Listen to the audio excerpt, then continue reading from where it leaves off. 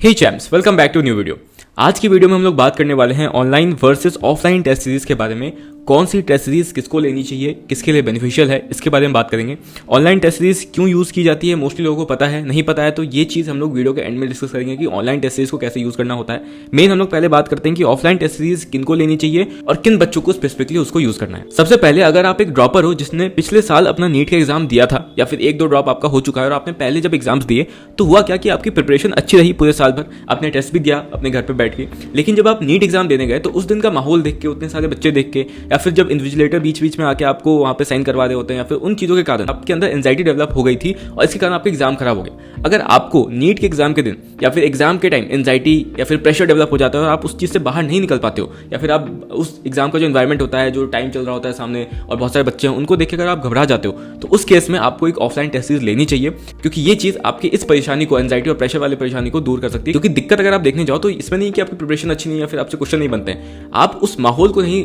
Tackle कर पाते हो जो उस एग्जाम के दिन बनता है। तो आपको उस एनवायरमेंट में एग्जाम देने की प्रैक्टिस करनी होगी, जिसके लिए सबसे बेस्ट तरीका होता है ऑफलाइन टेस्ट सीरीज ज्वाइन कर लेना। और ये चीज इस साल इसलिए भी ज्यादा इंपॉर्टेंट है क्योंकि जैसा कि आपको सुनने में आ रहा है कि सेक्शन बी हटा दिया जाएगा, मोस्टली नीट से भी, क्योंकि जेई से हटा दिया गया है। तो उस केस में ये जो आप क्वेश्चन छोड़ पाते थे वो ऑप्शन आपके पास नहीं रहेगा, तो आपके ऊपर और प्रेशर डेवलप होगा, आप और एंजाइटी में चले जाओगे अगर आप इस चीज़ को प्रैक्टिस नहीं करते हो उस एनवायरमेंट में, कि जब आप प्रेशर में आते हो तो कैसे आपको सब भूल के अपने एग्जाम को आगे कंटिन्यू करना है, उसकी प्रैक्टिस आपको होनी चाहिए और उसके लिए आपको एक ऑफलाइन टेस्ट सीरीज ज्वाइन कर लेनी चाहिए। दूसरा, अगर आप एक ड्रॉपर हो या फिर आप सेल्फ स्टडी कर रहे हो, मान लो फ्रेशर ही हो और आप घर पे अकेले बैठ के तैयारी कर रहे हो, तो उस केस में आपने मान लो टेस्ट सीरीज लिया भी होगा या फिर आप जिस भी बैच में होगे तो वहाँ पे टेस्ट सीरीज ऑनलाइन होता है, तो उसमें आप टेस्ट देते होगे, कोई दिक्कत की बात नहीं। लेकिन क्या होता है कि यहाँ पे जब आप अकेले बैठ के पढ़ रहे होते हो घर में, तो आपको कोई भी कंपटीशन नहीं दिख रहा होता है आपके सामने की जो आपका मेन कंपटीशन है, जो किसी और जगह बैठ के पढ़ रहा है, तो आपको दिख नहीं रहा होता है। उस केस में क्या होता है कि आप कभी कभी अपने प्रिपरेशन में स्लो डाउन हो जाते हो, आप डिस्ट्रैक्ट हो जाते हो और आपको लगता है कि चलो कोई दिक्कत की बात नहीं, 2-3 दिन की बात है, बाकी सभी ऐसे ही टाइम वेस्ट कर रहे होंगे और वो भी डिस्ट्रैक्टेड होंगे। लेकिन जब आप एक ऑफलाइन टेस्ट ज्वाइन करते हो और जब आप एग्जाम देने जाते हो और अपने कॉम्पिटिशन को सामने देखते हो, तो वो देख के आपको पता चलता है कि नहीं, मैं गलत सोच रहा था, मेरे से बहुत ज्यादा मेहनत करने वाले लोग अभी यहाँ पे बैठे हैं, मुझे इनसे आगे निकलना है। तो वो जो चीज आप कॉम्पिटिशन देख के आते हो, फिर वो जो आपके पास एक मोटिवेशन रहता है 2 हफ्ते का, 3 हफ्ते का,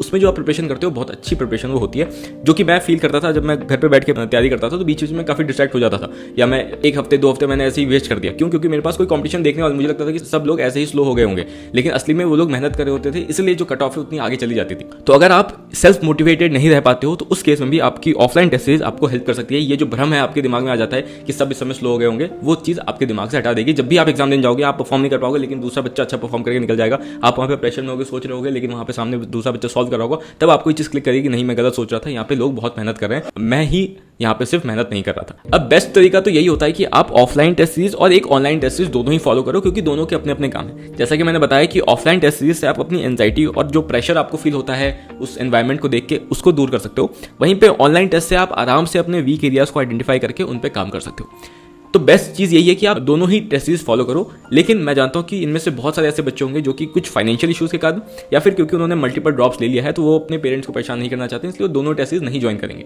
कोई एक ही ज्वाइन कर पाएंगे। तो उस केस में मैं आपको यहाँ पे ऑनलाइन टेस्ट सीरीज को कैसे यूज़ करना है, किनको यूज़ करना चाहिए ऑनलाइन टेस्ट सीरीज, और कैसे आप उसको भी मोस्टली 90% ऑफलाइन टेस्ट सीरीज की तरह ट्रीट करके अपनी बेनिफिट और एंजाइटी और प्रेशर वाली जो प्रॉब्लम है उसको दूर कर पाओगे, इस पर बात कर लेते हैं। सबसे पहले अगर आप चाहते हो कि नहीं भी हम ऑफलाइन टेस्ट नहीं देना चाहते हैं, हमें दूर नहीं जाना है, टाइम वेस्ट होता है उसमें, ऐसा अगर आपको लगता है, आप चाहते हो कि नहीं भी क्या हम लोग ऑनलाइन टेस्ट से काम चला सकते हैं, तो मैं बताता हूँ कि किनको ऑनलाइन टेस्ट ज़्यादा बेनिफिट करता है। मोस्टली वैसे बच्चे जो कि अगर एक बार कंसेप्ट समझ जाते हैं तो उनसे क्वेश्चन बन ही जाता है। अगर आप उस टाइप के स्टूडेंट हो तो ऑनलाइन टेस्ट आपके लिए सफिशिएंट होता है, क्योंकि वैसे बच्चों को जनरली एंजाइटी और प्रेशर वाली प्रॉब्लम होते हुए नहीं देखी है मैंने। दूसरी बात, अगर आपको ये प्रॉब्लम नहीं कि अगर मैं एग्जाम में जा रहा हूँ तो मैं दूसरों को देख के डर रहा हूँ या फिर मेरे को उस एनवायरनमेंट से डर लगता है, एंजाइटी इश्यूज आपको नहीं है पेपर देने में, तो भी ऐसा दिक्कत नहीं है कि आप ऑनलाइन टेस्ट देकर सिलेक्ट नहीं हो सकते हो, उसमें भी आप सिलेक्ट हो जाओगे। तीसरी चीज़, अगर आप सेल्फ मोटिवेटेड रहते हो, आपको ये डिस्ट्रैक्शन वाला प्रॉब्लम नहीं है कि आप अपने कॉम्पिटिशन को देख के ही मोटिवेटेड रहोगे, आप डिस्ट्रैक्ट नहीं होते हो, आप पूरे साल कंसिस्टेंटली पढ़ाई कर सकते हो, तो उस केस में भी आपके लिए ऑनलाइन टेस्ट काफी है। लेकिन अगर आप इनमें से किसी चीज में भी लैक कर रहे हो तो उस केस में ऑफलाइन टेस्ट सीरीज ही आपको सही से हेल्प कर सकती है।